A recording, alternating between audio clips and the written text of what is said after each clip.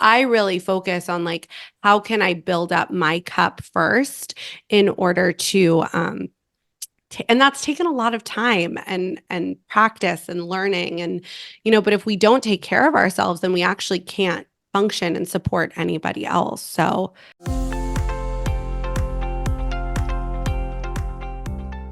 Hey there, and welcome back to another episode of the Reshape Your Health podcast. I'm your host, Dr. Morgan Nolte, and today's episode is going to be a little bit different. You're going to hear why in just a second. I have two guests for you today. That's the first difference. Usually there's just one guest. Today is a bonus. We have two. Allie French and Erica Stein. They are both certified integrative nutrition health coaches with advanced training in gut health and hormone health. The other thing that's going to be different about today's episode is we don't have a set agenda and talking points because I think that their personal stories are going to be powerful and inspirational enough. So Allie experienced a cancer diagnosis and she has recovered. And then Erica went through a self-love journey and subsequently lost 50 pounds. And together they founded the Courageous Wellness Collective for people to improve their whole person health and well-being. And we connected. I went on their podcast and then they wanted to come on my podcast. I said, that's a great idea. I love podcast swaps and I just love getting to know people in this space.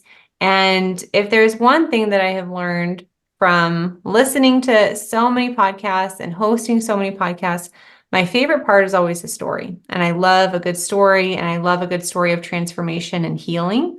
So that's what I wanted to bring to the show today. And I'm glad that you two are here to share your experiences.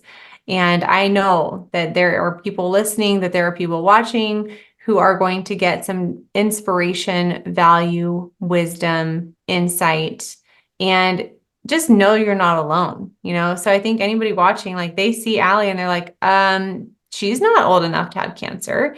They see Erica and they're like, she lost 50 pounds. Like, what? She never, like, there was a time when she didn't love herself. She looks happy, she's smiling, all these things. And so I think it's important to really get to know people on a deeper level. And that's what I want to do today. So thanks. I'm excited and let's get rolling. So let's start with Allie. The floor is yours. I told you guys I didn't want to talk a lot today in the interview.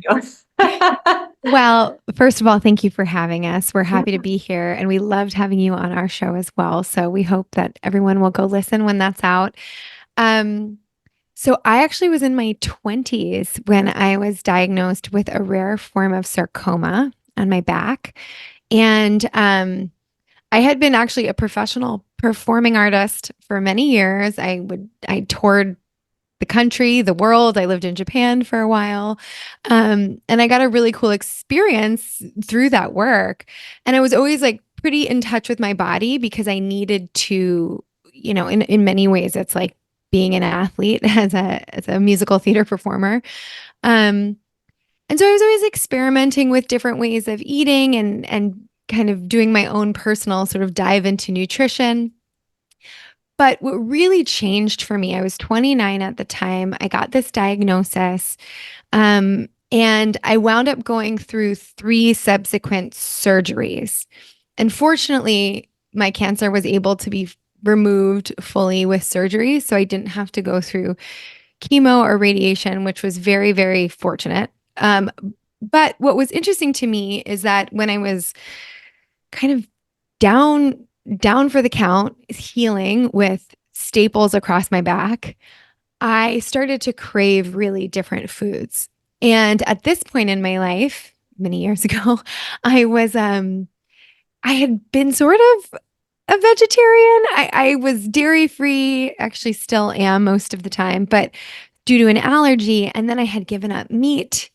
And I would eat occasionally, I would eat fish. So I wasn't a full vegan, but I was really leaning into that. And when I was healing from surgery, my body started screaming at me to eat some steak.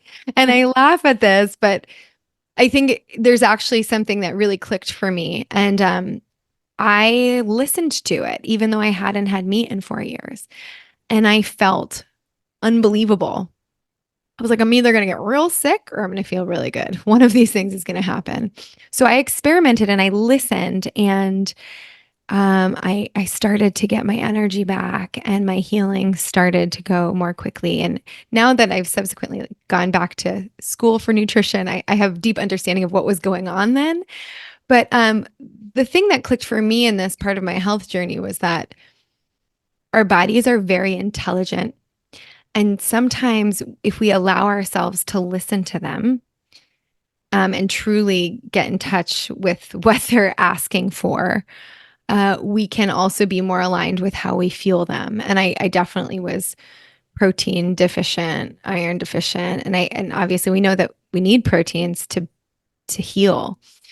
So that changed the way I ate. That changed the way I fueled myself, and it changed my interest. I dove in on a different level as far as personal education before I went and got my formal education in it. I have a couple of follow-up questions.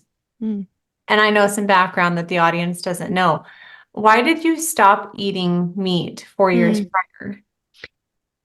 It was about the time when there was a lot of sort of like literature and documentaries coming out about, meat and the quality of meat in our country.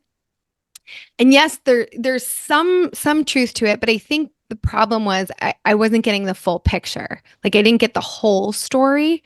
And so I just said, I want to be healthy. It was sort of a very trendy thing at the time. Mhm. And I thought I was doing something that was really right for myself. And I do believe, and I work with people who are fully plant-based, but it takes a lot more work.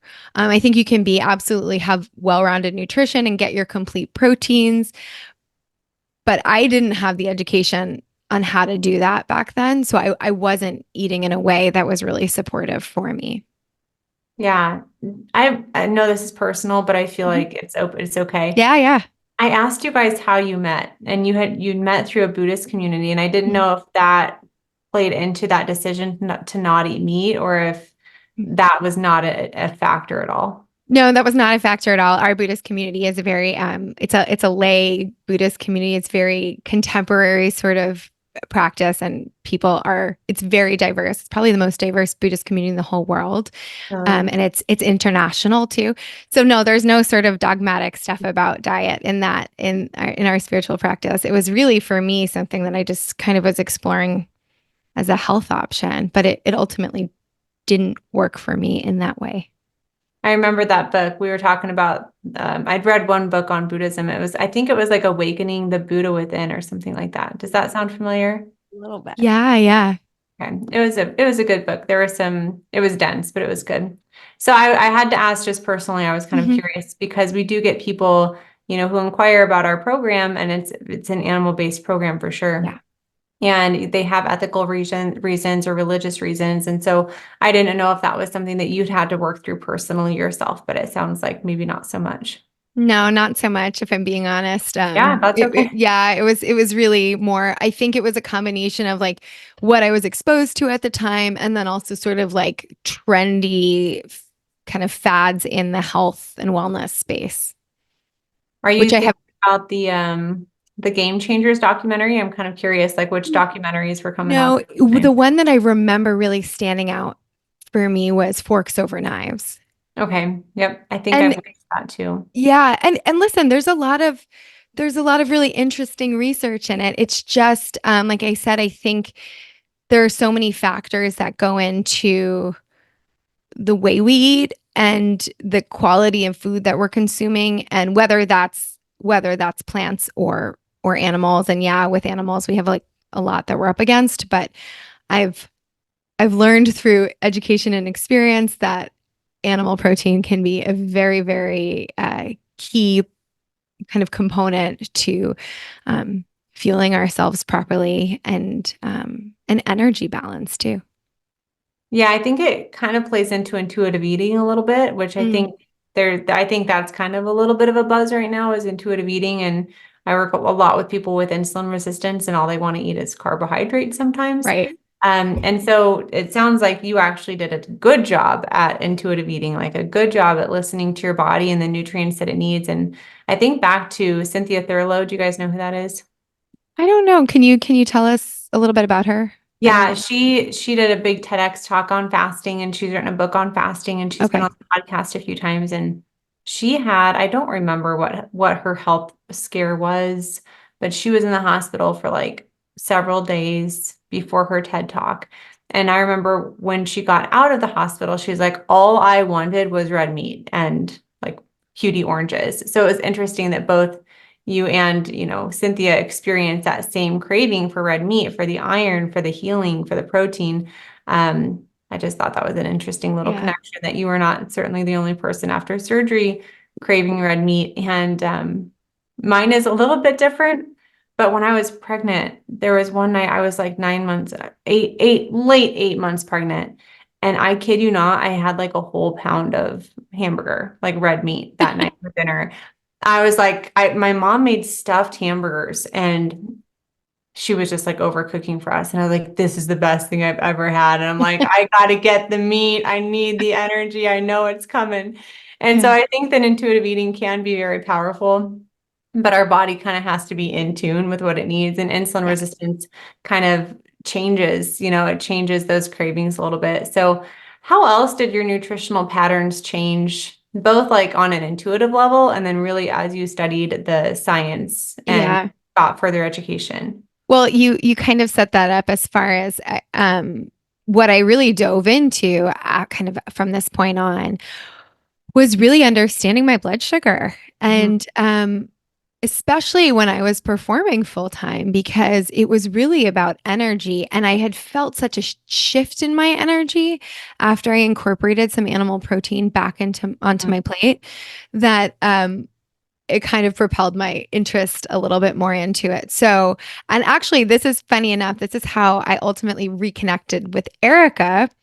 I was reading a book. I'm sure you've heard of it. It's called Body Love by Kelly LeVeque. And I don't think I. Oh no, I've Kelly heard of LeVeque. Kelly. Yeah. Yeah, she's wonderful. The work she does with blood sugar balance and making it accessible. And she has something called, that she's kind of coined, the Fab 4, which is protein, fat, fiber, and extra greens that she always adds in. And so I was reading her book, her first book, and I think I was living in Japan at the time, and I had posted about it on Instagram. And as you had mentioned, Erica and I were friends through our Buddhist practice, but we were sort of social friends in that community. We didn't know each other very well.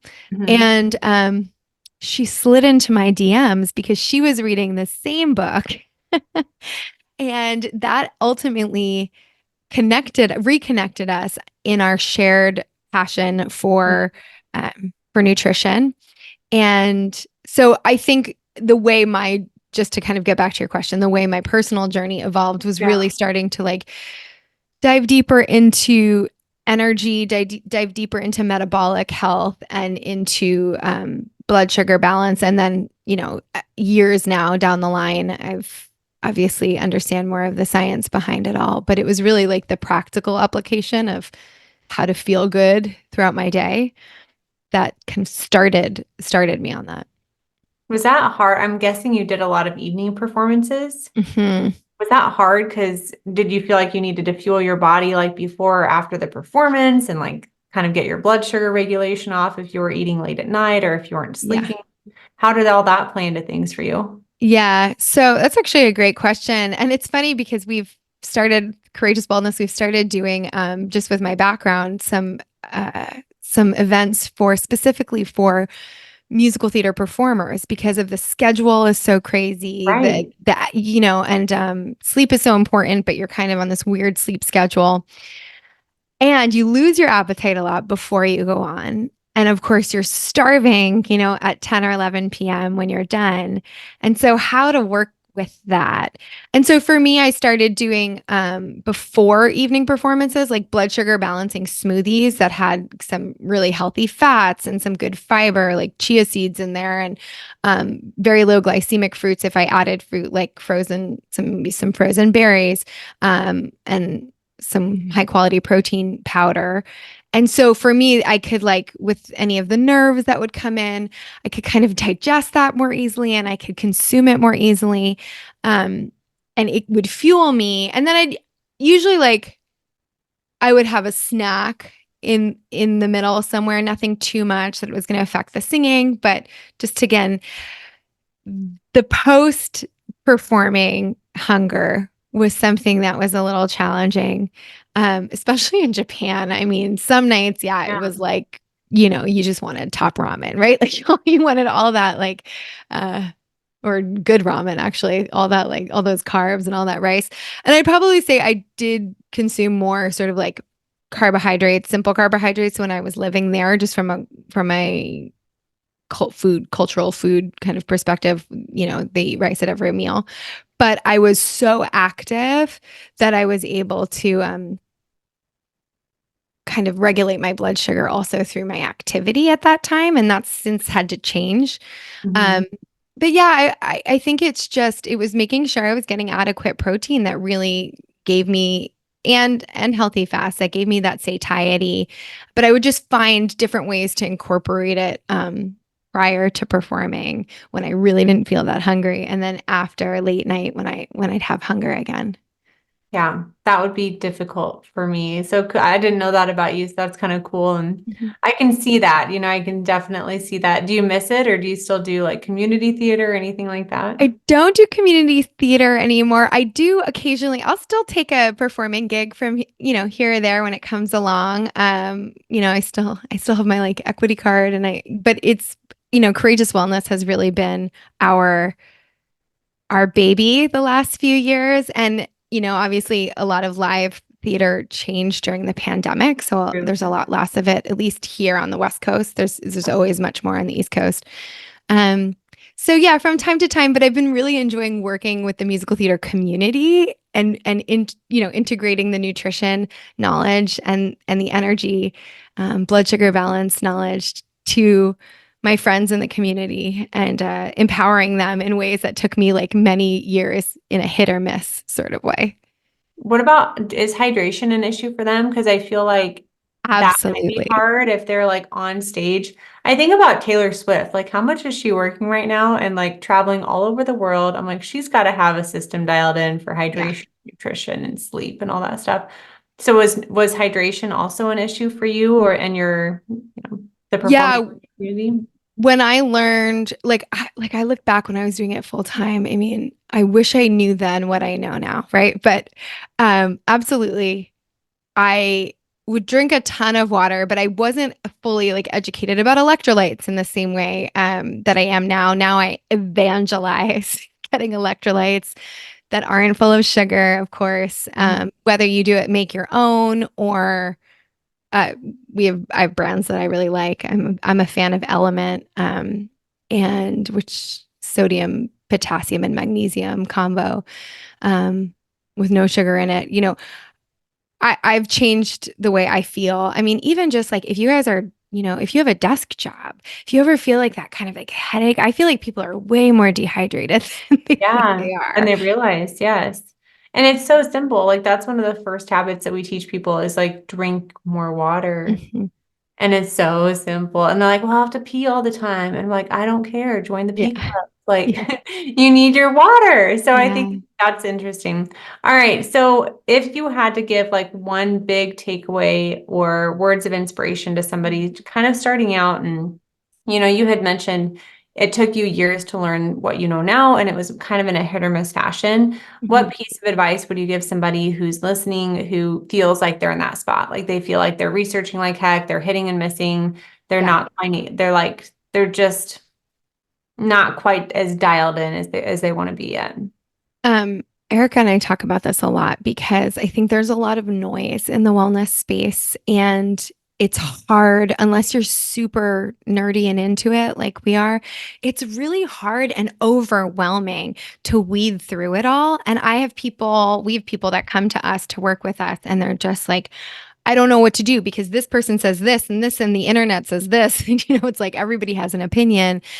And so I think my kind of first piece of advice would be to try to quiet all of that and really start to get in tune with what you are experiencing right now, to try to cultivate some things to, as you were saying, like to get in tune with your body. And it's not saying, yes, of course, if you are insulin resistant, you are going to have cravings, but get in tune with those cravings. Like, what are you craving? Write them down and start to just explore this, because there's reasons for everything. And our bodies are really intelligent.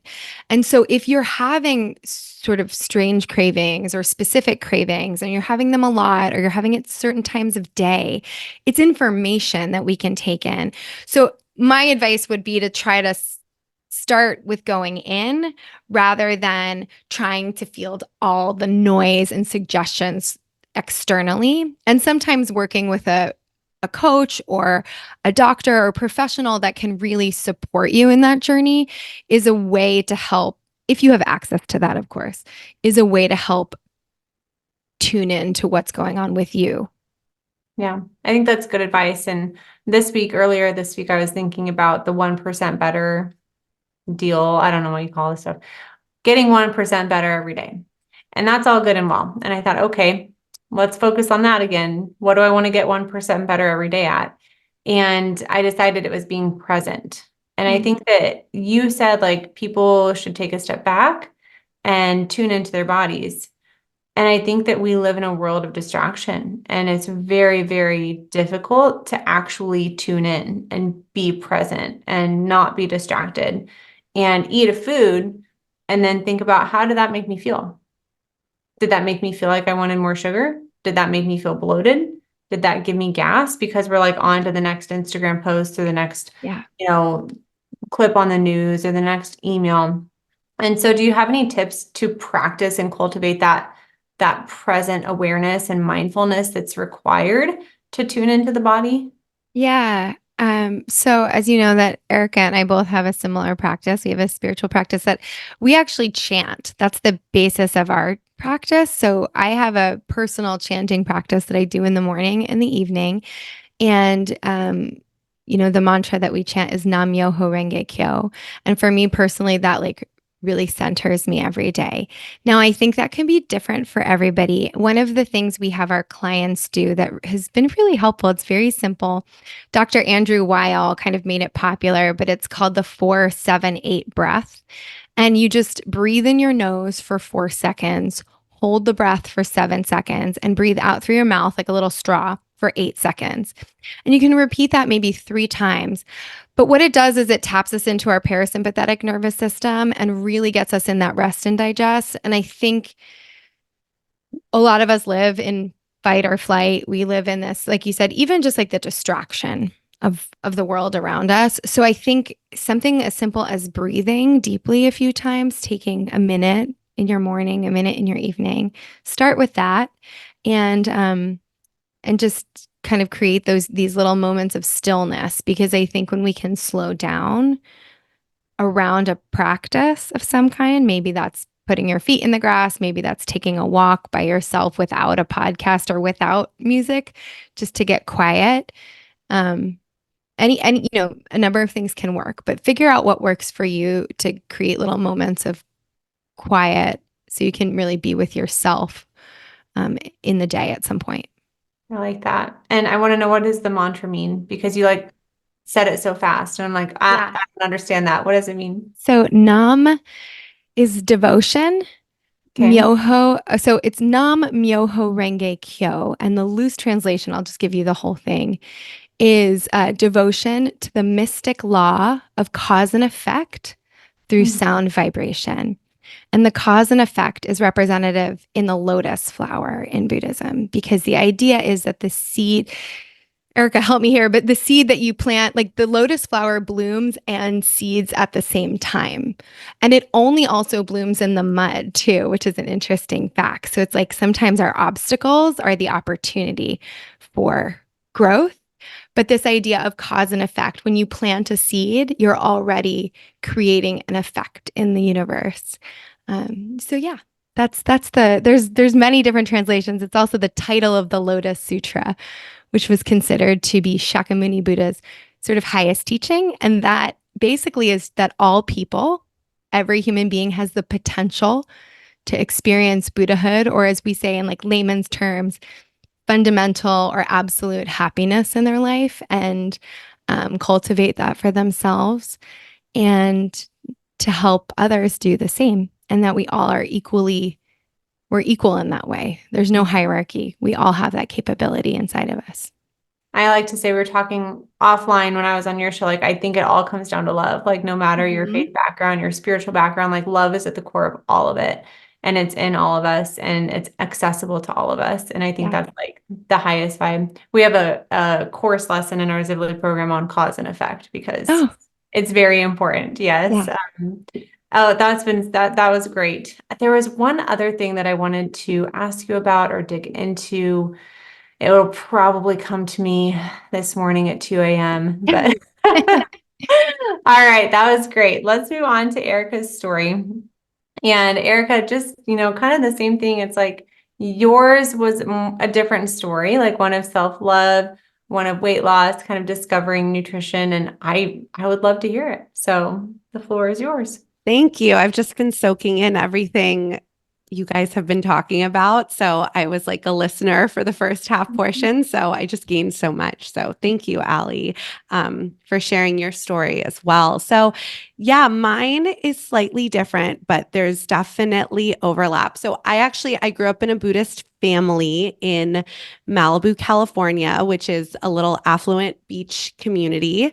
And my family went through some hardships when I was maybe it started around the time I was like 7 or 8 and ended around the time I was 14. And it becomes relevant because there were a couple years during this time that my family was food insecure.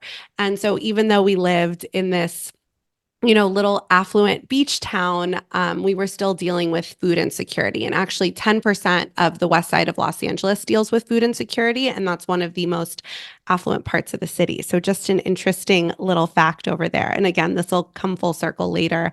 But I say all of this because during that time, my mom was working 2 jobs, and she didn't have the time or the space to maybe prepare the most nutritious meals for us.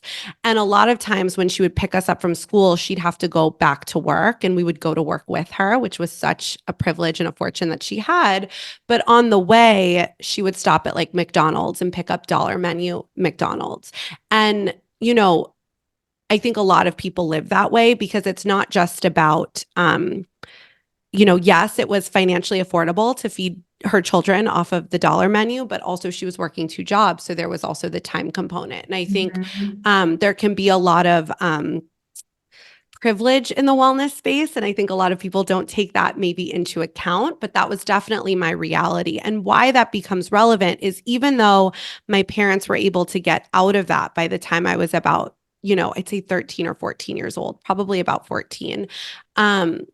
I had some food habits that were established. So, comfort food became fast food, and food in my family was always emotional. So, if things were really joyful and happy, there was food celebration as a part of that. And if things were really difficult or we were struggling, there was food that was a part of that. My family background my parents have been practicing Buddhism for over 40 years, but we're culturally Jewish. And if you know Jewish people, we love to eat and we love to give food as a part of our culture. So that was very much ingrained in me as a child. And so anyway, I say all of that because what ended up happening is I had always carried a bit of extra weight from those years, from my food habits, from being an emotional eater. But if we flash forward to post-college, I started blaming kind of everything that was wrong in my life on my body. So if I was thinner, I'd have a better job. If I was thinner, then I would be in a relationship. If, name it, I started blaming my body on it. And the funniest thing ended up happening because I had gone on a date and it didn't go very well. And I was really upset because the only reason it didn't go well is because he didn't call me back afterwards. And I kind of liked him. And I got on the phone with this woman that I knew through our Buddhist practice, but I didn't know her very well. And I was kind of complaining. And I was like, I know if I was thinner or prettier or X, Y, and Z, he would have called me back.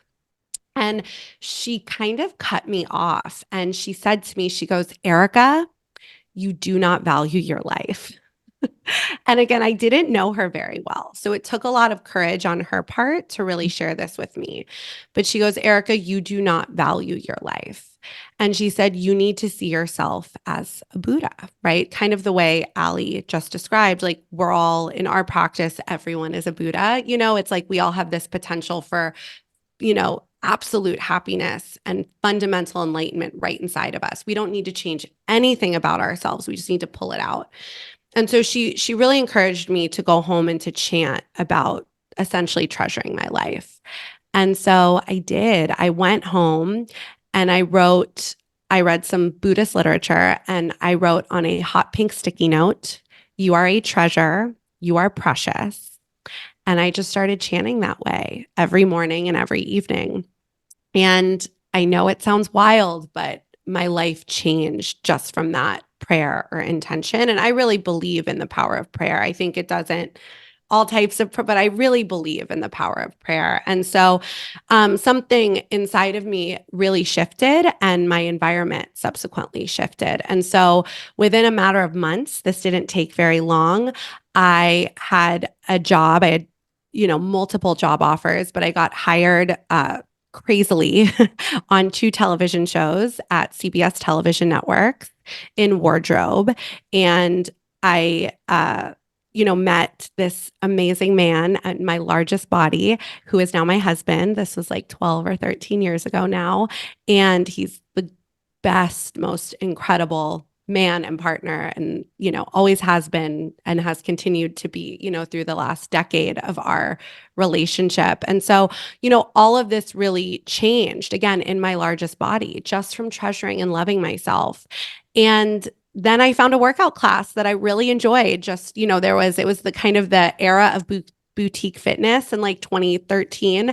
And, LA had all of them. And I wanted to go to some of these like trendy, popular classes. And I fell in love with one of them. It was a spin class. And I only started going maybe 2 or 3 days a week. And I lost 50 pounds. And I know that sounds really crazy because, naturally my cravings changed. Naturally, my cravings changed.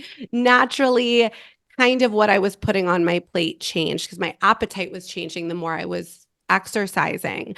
But yeah, I lost 50 pounds and I didn't even really realize what had happened because it wasn't intentional. I wasn't trying to lose this weight. I was just moving my body out of joy and love. And, side note, people always talk about trends, right? I see on the internet a lot. And I think it's really true, right? They're like, you can't work out a bad diet or exercise isn't going to change your body. Well, it was the start for me. Getting on that bike, I now have, you can see it's like my background. I like bought a bike. I love spin so much. Yeah. Getting on that bike really changed my relationship with my body and just naturally changed my relationship with what was on my plate. But that kind of led me into nutrition because as I lost the weight, I started struggling with a bit of body dysmorphia because I was so unaware of what had just happened. Like I remember I really realized it when I pulled out a black blazer in the back of my closet because I had to wear it to this event. You had to wear all black and I was swimming in it. And I was like, wow, you just lost a lot of weight. Like that's really was a first memory of realizing it. And then I also was dealing with GERD. So I started dealing with like terrible GERD symptoms. And I've now kind of learned that GERD, IBS, a lot of times you get diagnosed with those things when the doctor doesn't really know what's going on. So that kind of led into my own exploration of nutrition and what was actually on my plate. And I became kind of obsessed with the gut. And yeah, and then Ali, I slid into Ali's DMs and the rest is kind of history. So yeah. I love that phrase, like sliding into the DMs. Okay. Yeah.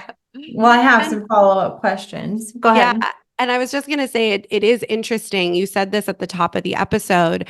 That's kind of why we started Courageous Wellness was because a lot of people, like Ali actually met me after I lost most of my weight. So she didn't know I had this whole journey. And I knew she had had cancer, but I didn't know all of the intricate details of what she went through. And so as you said, like people look at people and they have no idea kind of this whole world that exists within them. And that kind of is why we started the podcast, because we didn't want people to feel alone in their journey. So, yeah, you never know. Like I like to tell the story. I've lost 85 pounds. Like, wow. but You would never know that. but here's the deal. Like it wasn't all at once. Yeah. It was, 30 pounds after one pregnancy, 30 pounds after another pregnancy. What was it? I think like 10 or 15 pounds before I got pregnant, like maybe 5 pounds after. And so I think like weight is weight. And it's like it takes a significant amount of focus and mental discipline and self-discovery to lose it, And so I love telling people like the cumulative, because then they're like, wow. And I'm like, yes. And it was broken up. Yeah. But you never know what people are going through. And I just have to give kudos to that woman who told you straight up, like, you're not valuing your life. And I think that's the first thing that I wanted to just kind of highlight from the story is the importance of speaking truth to people. Yeah. And speaking truth in love. And I'm getting better and better at that, because what I've realized is me covering up the truth doesn't serve people. Yeah. But if I can tell someone, like I have a family member that I've had to give some tough love to recently, not in my immediate family. And I told her, I was like, I love you so much and I want the best for you. And I don't believe that the choices that you're making or that you want to make are in your best interest. And because I love you so much, I'm going to tell you what I honestly think. Yeah. Because I want the best for you. So I think that there's a way in which we can present those hard truths to people that they can be received. And I think, like I said, it's all about love. So I think if we can lead in love, then that helps. So kudos to that woman and anybody who's had Absolutely. I hope that somebody listening right now, like heard what I just said and has somebody on their mind that they've maybe been like wanting to tell them something or share something with them. And that inspires them to do so. We had a lady in office hours today, and she hadn't been there, which she'd been there, but she hadn't spoken in a while. And I always like picking on people essentially. I'm like, I feel like the spirit is calling me to call on you. And so I did. And she said something really interesting. I wrote it down. She said, I realized that I only wanted to come on when I had something great to say. Otherwise, I'd be too vulnerable. And I said, can you please tell me a time in your life when someone was vulnerable with you and shared their heart with you and you weren't grateful and you didn't consider that a gift? Like, Allie's story, Erica's story, everybody's story is a gift. And every single time that we can be vulnerable and authentically ourselves, that is a gift to the person receiving that from us. So I think kudos to you for receiving that feedback and not shutting it out and not, being defensive or anything like that. Just like, yeah, I have some work to do. So I hope if anybody is thinking about giving or is in the midst of receiving some difficult feedback, that they can do that with some love and compassion. Absolutely. All right. My next thing I wrote down, because I like writing things down. Otherwise I forget everything. You're a victim to your own weight. And that probably resonated with so many people. What you were just saying, like, I blame my body. Like, if I had a better body, if I had less weight, I'd have a better job, or I'd have this relationship, or I'd have the confidence to go get a better job and make more money. And that is a very interesting thing to me. Yeah. And I think that there's a lot of people that stay stuck in that place for years. And I wanted to highlight the fact that you said something in me shifted and then my environment shifted. And there's a lot of people living from what I call the outside in. Yeah. And have you heard of the be do have model? So it's kind of like the be is the inside, right? Living from the inside out. So you're going to be a person who loves themselves. What was the mantra that you chose to chant? I am precious. Oh yeah, I am precious. I am a treasure. So I just chanted about, like I'm a treasure. I'm a precious gem. It's, I think exactly what I wrote down. Yeah. So that's the B, right? Yeah. Like I'm a precious treasured gem. I am being a precious treasured gem.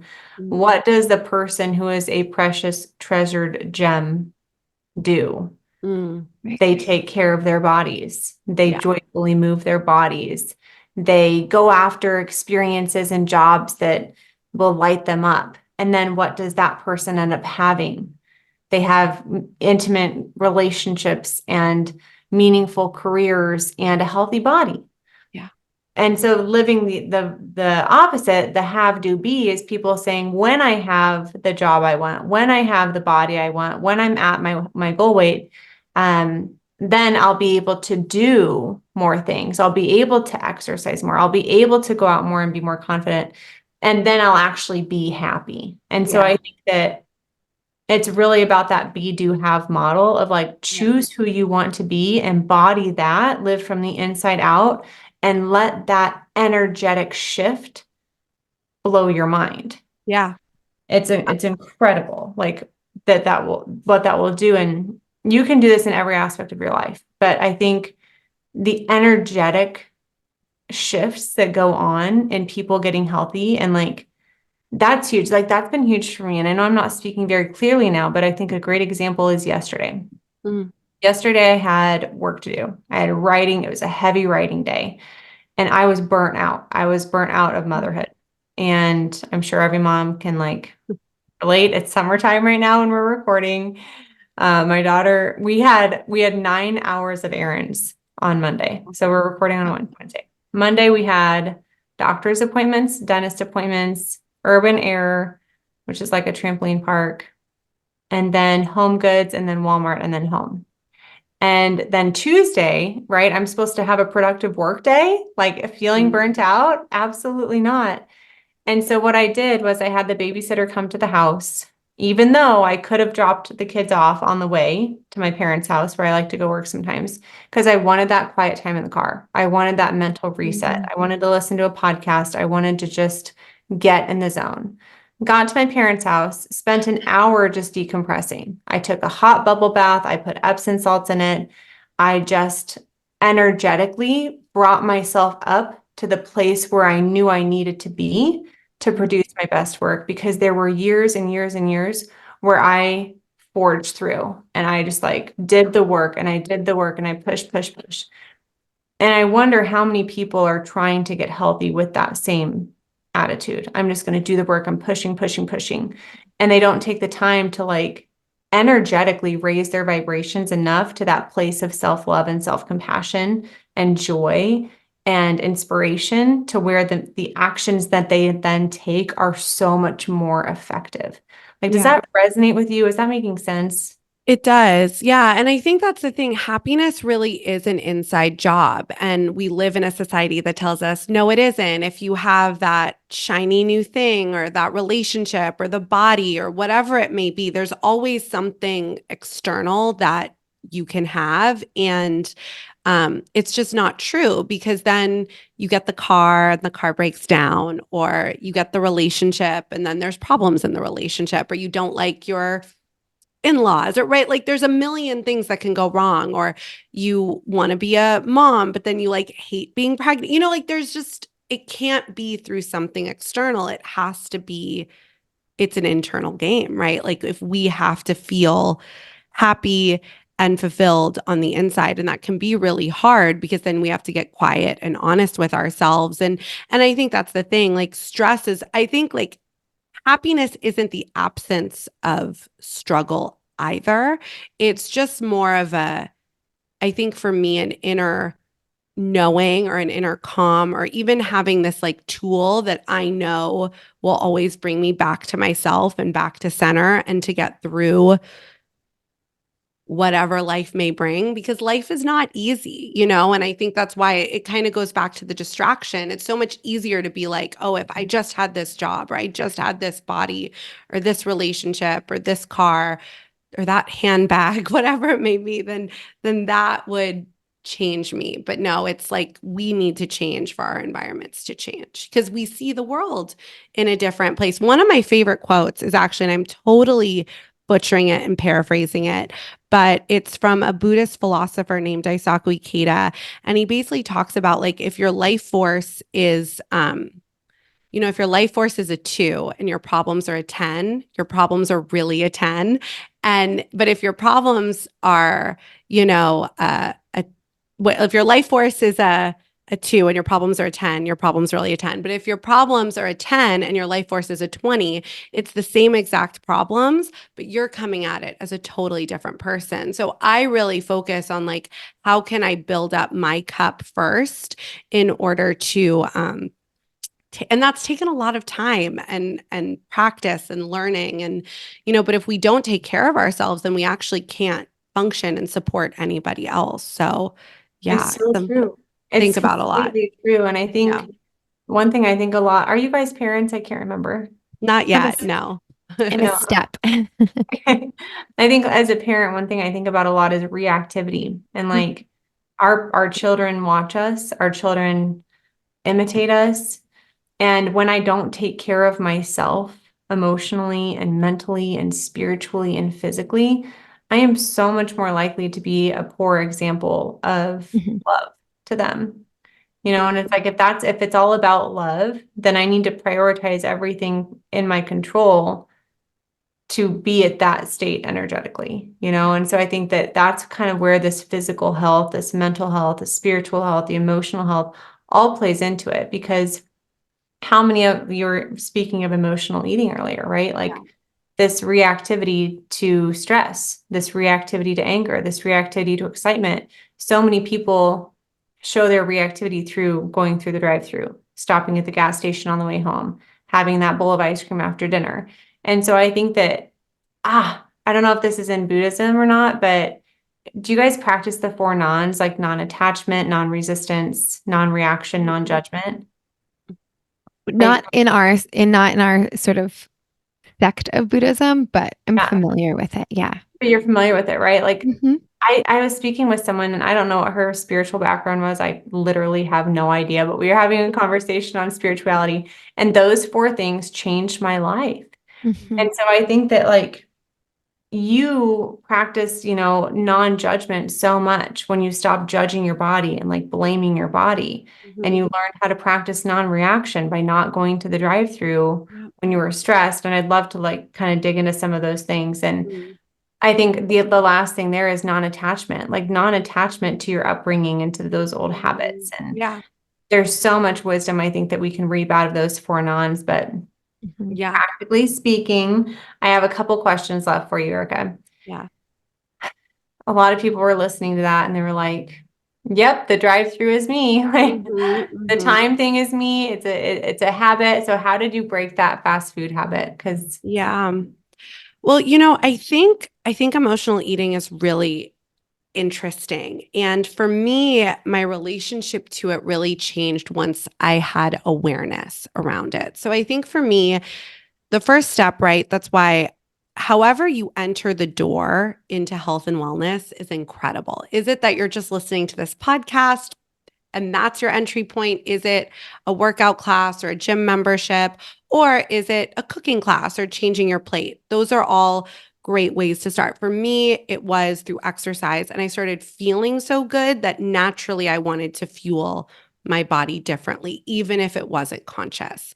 But the emotional eating component, I think, is a little bit deeper because I'm still an emotional eater. It's still something that I do, it's still something that's a part of me. However, the biggest difference now is I'm fully aware of doing it and when it's happening. And so, yes, I have tools now that I can do instead. I love a bubble bath. I'm a bath girl. I'm a journaler. I love to go on walks. You know what I mean? Like yeah, I have a whole toolkit of things I can do instead of, grabbing a spoon with some almond butter or cheese, like a slice of cheese or, all of that. And I also want to caveat that I've never been a binge eater. And so I know yeah.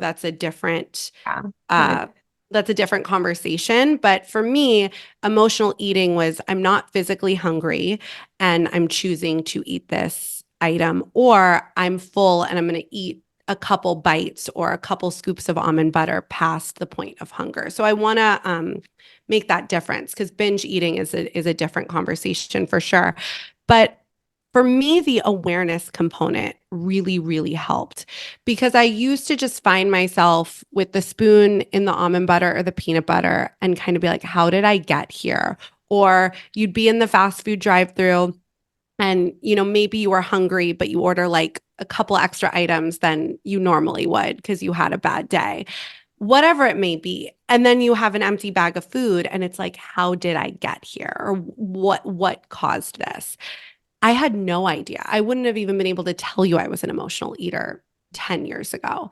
So that's been the biggest difference is I was able to create awareness around my habits, similar to kind of what Allie was sharing a little bit earlier about like getting in touch with how we feel after we eat or when we're eating or, with no judgment. Like you said, there's no judgment to it. It's just, oh, like I notice that if I don't do X, Y, and Z, I reach into like a couple extra cookies or I grab that spoon of whatever it may be. And so for me, that was the biggest shift is I was like, okay, I'm stressed and I want to eat something right now. And most of the time, I've been able to make a different choice, right? Because I have that awareness. But sometimes I want almond butter to soothe me in that moment. I feel you. We're soul Yeah, sisters on this right? emotional eating journey. Or sometimes I want, an extra slice of cheese or a scoop of a Parmesan cheese is like my fave. And I'll just like literally, it's interesting. terrible. I like will have a spoonful, I'm not even kidding. It's like I'll literally take a spoonful of Parmesan. But you know, I digress. My point being is I was able to take the shame out of the behavior. And once there wasn't shame attached to the behavior stopped having as much power and I was able to do it less. And so that's been the biggest transformation for me is, I give myself permission to take care of myself any way I need to, because that's fundamentally the root of emotional eating. Your body is trying to care for you, just maybe not in the best, most productive way. And so again, creating a toolkit of other things that make me feel good. If I'm feeling really stressed or really skin crawly, do I have the privilege to book a manicure today? Do I have the privilege to book a massage today? Do I want to go on a walk with my husband or a hike or something like, can I schedule that into my day? And most of the time, I'm able to pick a better choice than emotionally eating. But sometimes, like I said, it's the way I'm choosing to nurture myself in that moment. And once the shame was gone, maybe 4 scoops of almond butter would become 2 scoops. Like it really changed the behavior for me in the most substantial way. And then also, nutrition education was a really important component in that. As I mentioned, I could nerd out about our gut forever, but we have an entire ecosystem of microbes that live inside of us, and they actually, can control or they do control our cravings. They control our immune system. They help with dopamine and serotonin. So this little we have this huge microorganisms living in trillions of microorganisms living inside our gut. I'm not going to nerd out too much on this, but when I really started learning about the gut, I wanted to fuel myself differently. I was like, wow, I want to take care of this ecosystem inside of my body so that it can also take care of me, which is what it wants to do. So I don't know. That was a long way of answering your question. But those are the two things. Those are the two things that helped me the most is just the awareness, and then nutrition education helped a lot. That was beautiful. Like so well worded. I hope people press that rewind button as if they struggle with emotional eating and just like go back 3 minutes and listen to that again. I think that they're going to get something else out of it the second, the third, the fourth time they go back and listen to this episode. Ladies, this has been a joy. Thank you so much for your story and your insight and your experience. And I know that this has been just a really delightful conversation, a nice change of pace, I would say, from our normal podcast interview.